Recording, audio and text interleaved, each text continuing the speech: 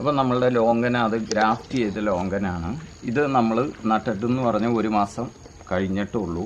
അപ്പോഴേക്കും പലരും പറയും നമ്മളുടെ ഗ്രാഫ്റ്റ് ചെയ്തത് കൊണ്ടൊന്ന് വെച്ചിട്ട് കൂമ്പ് വലിക്കണില്ല അങ്ങനെ ഒരുപാട് കാര്യങ്ങൾ നമ്മൾക്ക് വാട്സാപ്പിൽ മെസ്സേജും കാര്യങ്ങളും വന്നു. നമ്മൾ ജൈവ സ്ലറി റെഡിയാക്കി എടുക്കുന്നത് കൂടുതലുമായിട്ട് നമ്മൾ മണ്ണിൽ നട്ട ചെടികളേക്കാൾ കൂടുതൽ നമുക്കിതുപോലെ ഡ്രമ്മിലും ചെടിച്ചട്ടിയിലുമൊക്കെ നിൽക്കുന്ന ചെടികൾക്കാണ് ഇത് കൂടുതൽ യൂസ്ഫുള്ളായിട്ടുള്ളൂ. കാരണം എന്താണെന്ന് വെച്ചാൽ അവർക്ക് ഓവറായിട്ട് നമുക്ക് മണ്ണിട്ട് കൊടുക്കാൻ പറ്റില്ല. മറ്റ് വളങ്ങൾ ഇട്ടാൽ പെട്ടെന്ന് ഇത് നിറഞ്ഞു. അപ്പോൾ വലിയ സാമ്പത്തിക മുടക്കില്ലാതെ നമ്മളുടെ വീട്ടിൽ തന്നെ നമ്മളുടെ കിച്ചണിൽ വന്ന വേസ്റ്റുകൾ, പച്ചക്കറിയുടെ, അതുപോലെ പഴത്തൊലി, പിന്നെ അതുപോലെ കപ്പങ്ങ പഴുത്തത്, അപ്പോൾ നമ്മൾ ഇതുപോലെയുള്ള എല്ലാ സംഭവങ്ങളും മിക്സിയിൽ, ഇവിടെ വല്ല പഴയ മിക്സിയുടെ ജാറൊക്കെ ഇരിപ്പുണ്ടാവില്ല, അങ്ങനത്തെ ജാറിലാണ് ഞങ്ങളിവിടെ യൂസ് ചെയ്യണേ. അപ്പോൾ ആ ജാറിലിട്ട് നമ്മളൊന്ന് അടിച്ച്, അപ്പോൾ അതൊരു കുഴമ്പ് രൂപത്തിലായി കിട്ടും. അപ്പം നമ്മളിത് സെപ്പറേറ്റ് പല സ്റ്റെപ്പായിട്ടാണ് അടിച്ചെടുക്കുന്നത് കൂടുതലുള്ളത് കൊണ്ട്. അപ്പം നമ്മൾ ഇതിലേക്ക് കുറച്ച് വെള്ളം കൂടി ഇട്ടിട്ടാണ് അടിച്ചെടുക്കാൻ പോകുന്നത്, എന്നാലേ നമുക്ക് അടിഞ്ഞ് കിട്ടുള്ളൂ. അപ്പം നമ്മൾ അടിച്ചുകൊണ്ട് വന്നത് ഒരു ബക്കറ്റിലേക്ക് ഒഴിച്ച് കൊടുക്കുന്നുണ്ട്. അതേപോലെ തന്നെ ബാക്കി നമുക്ക് അടിച്ചെടുക്കാം. അപ്പോൾ നമ്മൾ ഇവിടെ ഉണ്ടായിരുന്ന വേസ്റ്റ്, മറ്റേ പച്ചക്കറിയുടെ, അതുപോലെ പഴം, അതുപോലെ കപ്പങ്ങ എല്ലാം നമ്മൾ മിക്സിയിലിട്ട് അടിച്ച് ഇതുപോലെ കുറച്ച് വെള്ളവും കൂടിയും ചേർത്ത് റെഡിയാക്കി വെച്ചിട്ടുണ്ട്. ഇനി ഇതിനകത്തേക്ക് നമ്മൾ 2 വളവും കൂടിയാണ് ചേർത്ത് കൊടുക്കാൻ പോകുന്നത്. നമ്മളിപ്പോൾ എടുത്ത് വെച്ചേക്കുന്നതെന്ന് പറഞ്ഞു കഴിഞ്ഞാൽ ഇത് കപ്പലിൻ്റെ പിണ്ണാക്കാണ്. കടലപ്പിണ്ണാക്ക്, കപ്പലിൻ്റെ പിണ്ണാക്ക് എന്നൊക്കെ പറയും. ഇതിപ്പോൾ നമ്മൾ 1/2 കിലോ എടുത്ത് വെച്ചിട്ടുള്ളൂ. അതുപോലെ തന്നെ വേപ്പും പിണ്ണാക്ക്, ഇത് കീടനാശിനിയാണ്, വളമാണ്, രണ്ടും. അപ്പം നമ്മളുടെ മണ്ണിലൂടെ തന്നെ കീടങ്ങൾക്ക് ഒരു പരിധി വരെ പ്രതിരോധിക്കാൻ ബെസ്റ്റ് സംഭവമാണ് വേപ്പും പിണ്ണാക്ക്. അപ്പോൾ നമ്മൾ ഇതിനകത്ത് ഇത് രണ്ടും നമ്മൾ ഇട്ട് ചേർത്ത് കൊടുത്താൽ നമ്മളുടെ ചെടികൾക്ക് പെട്ടെന്ന് ഗ്രോത്തും കാര്യങ്ങളും കിട്ടും. കപ്പലിൻ്റെ പിണ്ണാക്കെന്ന് പറഞ്ഞാൽ ചെടികൾക്ക് പെട്ടെന്ന് വലിച്ചെടുത്ത് നല്ല കറുപ്പോടുകൂടി പുതിയ കൂമ്പുകൾ വരാനും എല്ലാത്തിനും വളരെ നല്ലൊരു സംഭവമാണ്. ഇതതുപോലെ ചെടികൾക്ക് വന്ന കീടങ്ങളെ പ്രതിരോധിക്കാൻ സൂപ്പർ സംഭവമാണ്. അപ്പോൾ ഇത് രണ്ടും നമ്മൾ ഇതിൽ ചേർത്ത് കൊടുക്കണം.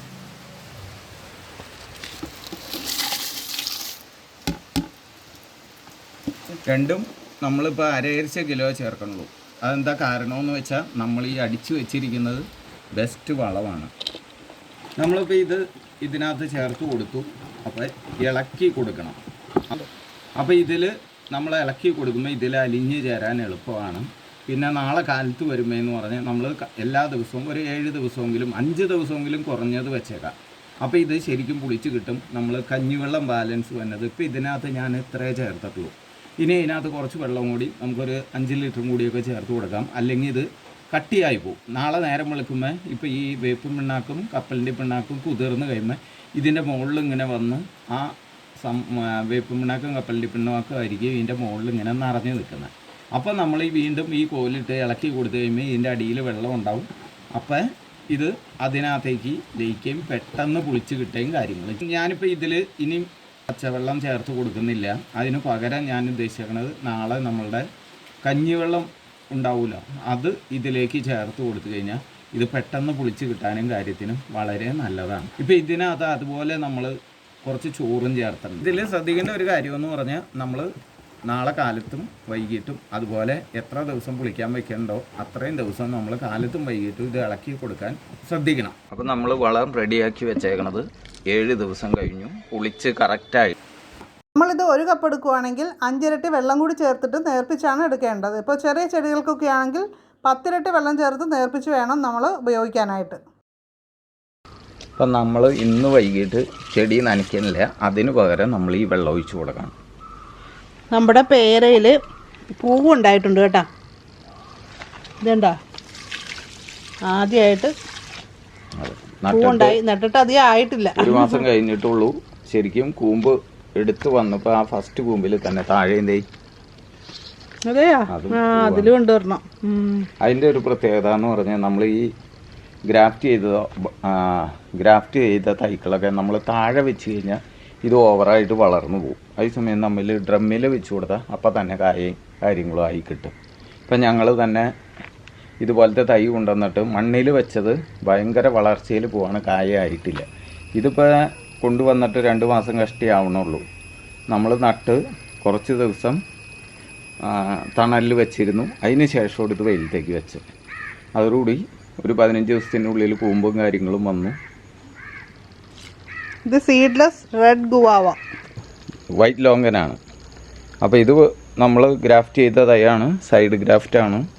ഇത് കൊണ്ടുവന്നിട്ടെന്ന് പറഞ്ഞ ഒരു 10-20 ദിവസം 25 ദിവസത്തിൻ്റെ അടുത്ത് കൂമ്പില്ല, ഒന്നുമില്ലാതെ പലരും പറയുന്ന ഒരു കാര്യം, കൊണ്ടുവന്ന് നട്ട് കഴിഞ്ഞിട്ട് കൂമ്പ് വലിക്കുന്നില്ല എന്ന്. അപ്പോൾ നമ്മളതിന് കൂമ്പ് വലിക്കാനായിട്ട് നമ്മൾ സ്യൂഡോമോണസും കാര്യങ്ങളൊക്കെ ഒന്ന് ഒഴിച്ചു കൊടുക്കുകയും ചെടിയുമ്പോൾ തളിച്ചു കൊടുക്കുകയും കാര്യങ്ങളും ചെയ്തു.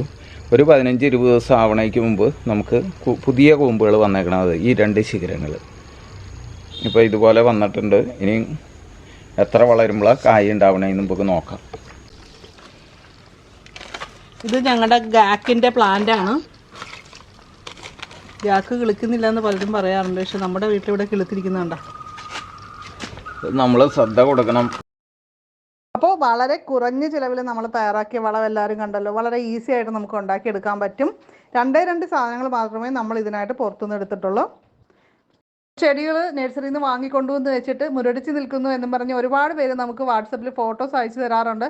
അപ്പോൾ അവരെല്ലാവരും ഈ ഒരു കാര്യം ചെയ്ത് നോക്കുക. തീർച്ചയായിട്ടും നിങ്ങളുടെ പ്ലാന്റിന് ഗ്രോത്ത് ഉണ്ടാകും, പുതിയ ഇലകളൊക്കെ ഉണ്ടാകും. അപ്പോൾ എല്ലാവരും ട്രൈ ചെയ്ത് നോക്കുക. അപ്പോൾ ഇന്നത്തെ വീഡിയോ നിങ്ങൾക്ക് ഇഷ്ടമായിട്ടുണ്ടെങ്കിൽ ലൈക്ക് ചെയ്യുക. അതുപോലെ തന്നെ മാക്സിമം നിങ്ങളുടെ ഫ്രണ്ട്സിലേക്കൊക്കെ ഇതൊന്ന് ഷെയർ ചെയ്ത് കൊടുക്കുക. കൂടുതൽ ഇതുപോലുള്ള വീഡിയോകൾക്കായിട്ട് നമ്മുടെ കൃഷി ലോകം ചാനൽ സബ്സ്ക്രൈബ് ചെയ്യാനായിട്ട് മറക്കരുത്. അതുപോലെ ബെല്ലൈക്കൺ ക്ലിക്ക് ചെയ്ത് ഓളെന്നുകൂടി സെലക്ട് ചെയ്ത് വെച്ചാൽ മാത്രമേ പെട്ടെന്ന് തന്നെ വീഡിയോ ഇടുമ്പോൾ നോട്ടിഫിക്കേഷൻ കിട്ടുള്ളൂ. അപ്പോൾ അടുത്തൊരു വീഡിയോയിൽ നമുക്ക് ഉടനെ വീണ്ടും കാണാം. നന്ദി, നമസ്കാരം.